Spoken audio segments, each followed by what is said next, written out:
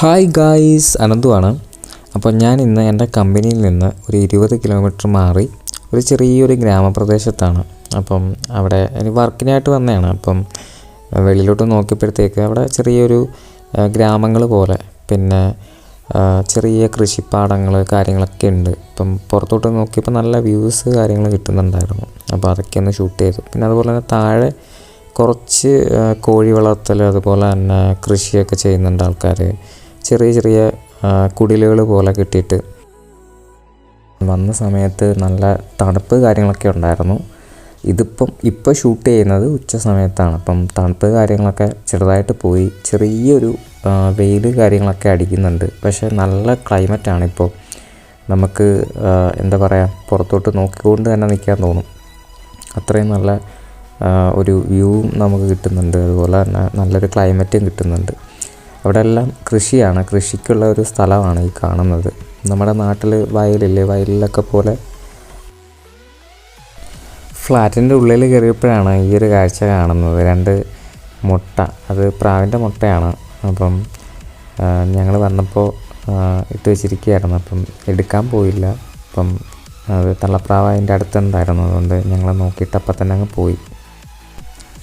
അപ്പം നമ്മുടെ വീഡിയോസൊക്കെ കണ്ടിട്ട് ഇഷ്ടപ്പെടുകയാണെങ്കിൽ നിങ്ങളൊരു ലൈക്ക് തരണേ. അതുപോലെ തന്നെ ഇഷ്ടപ്പെടുകയാണെങ്കിൽ മാത്രം നിങ്ങളൊരു കമൻ്റ് ഇടുക. ഇഷ്ടപ്പെട്ട് അല്ലെങ്കിൽ ഇഷ്ടപ്പെട്ടില്ല എന്താണെങ്കിലും നിങ്ങൾ ഒരു കമൻറ്റിലൂടെ അത് രേഖപ്പെടുത്തണേ.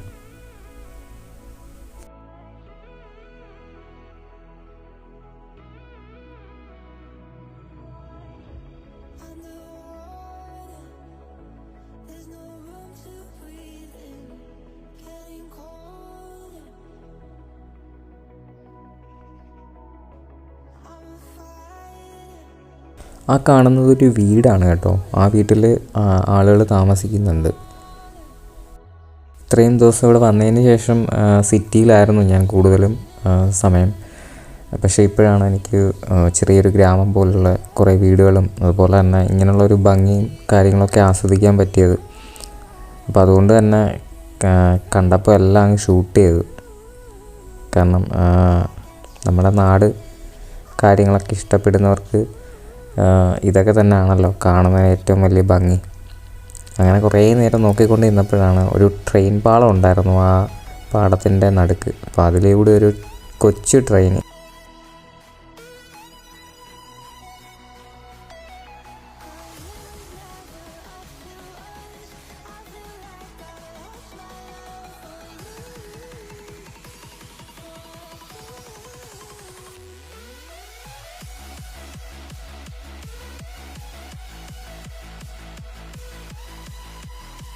വർക്കെല്ലാം കഴിഞ്ഞിട്ട് ഞങ്ങൾ സിറ്റിയിലോട്ട് തിരിച്ചു വന്നു.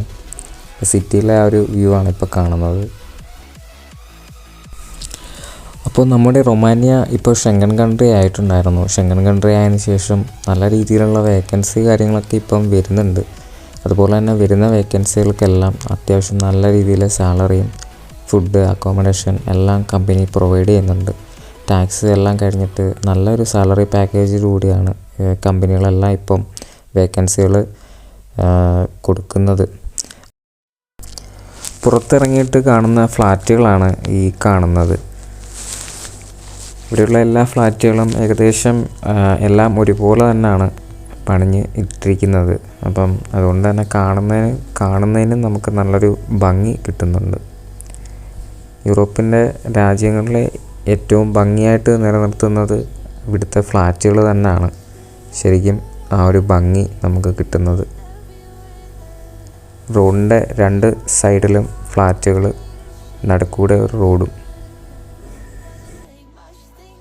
പിന്നെ എത്രയും ഈസി ആയിട്ട് നമുക്ക് വരാൻ പറ്റുന്ന, നിങ്ങൾ യൂറോപ്പ് ആഗ്രഹിക്കുന്നുണ്ടെങ്കിൽ ഏറ്റവും എളുപ്പത്തിൽ വരാൻ പറ്റുന്ന ഒരു രാജ്യം എന്ന് പറയുന്നത് റൊമാനിയ തന്നെയാണ്. കാരണം ഇപ്പോഴാണ് ഷെങ്കൻ ആയിട്ടുള്ളത്. അപ്പം ബാക്കിയുള്ള രാജ്യങ്ങൾ കമ്പയർ ചെയ്യുമ്പോൾ റൊമാനിയയിൽ വരാൻ കുറച്ചും കൂടെയൊക്കെ എളുപ്പമായിരിക്കും. നമ്മുടെ പ്രോസസ്സിങ് കാര്യങ്ങളാണെങ്കിലും കുറച്ച് എളുപ്പത്തിൽ തന്നെ നമുക്ക് കാര്യങ്ങളെല്ലാം ചെയ്തു തീർക്കാൻ പറ്റും. കാരണം മറ്റുള്ള രാജ്യങ്ങളിൽ VFS കാര്യങ്ങളെടുക്കുമ്പോൾ റൊമാനിയയിലേക്ക് നമുക്ക് ഇൻ്റർവ്യൂ കാര്യങ്ങൾ മാത്രമേ ഉണ്ടായിരുന്നുള്ളൂ. പക്ഷേ ഭാവിയിൽ ഇനി ചിലപ്പോൾ VFS ആവാൻ നല്ല ചാൻസ് ഉണ്ട്. റൊമാനിയ ഇപ്പോൾ ഷെങ്കൻ ആയതുകൊണ്ട്.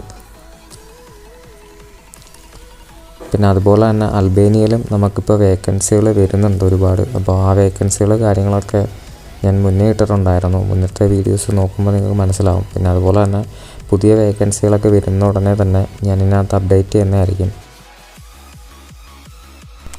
അപ്പോൾ ഫ്രണ്ട്സ്, ഇത്രയേ ഉള്ളൂ നമ്മുടെ ഈ ഒരു വീഡിയോ. അപ്പോൾ ഇനി വരുന്ന വേക്കൻസീസ് കാര്യങ്ങൾ അറിയാൻ വേണ്ടിയിട്ട് പുതിയതായിട്ട് ചാനൽ കാണുന്നവരുണ്ടെങ്കിൽ ചാനലൊന്ന് സബ്സ്ക്രൈബ് ചെയ്തിരിക്കുക. അതുപോലെ തന്നെ നിങ്ങളുടെ ചെറിയൊരു സപ്പോർട്ടും തരിക. ഓക്കെ, അപ്പോൾ പുതിയൊരു വീഡിയോയിൽ കാണാം നമുക്ക്.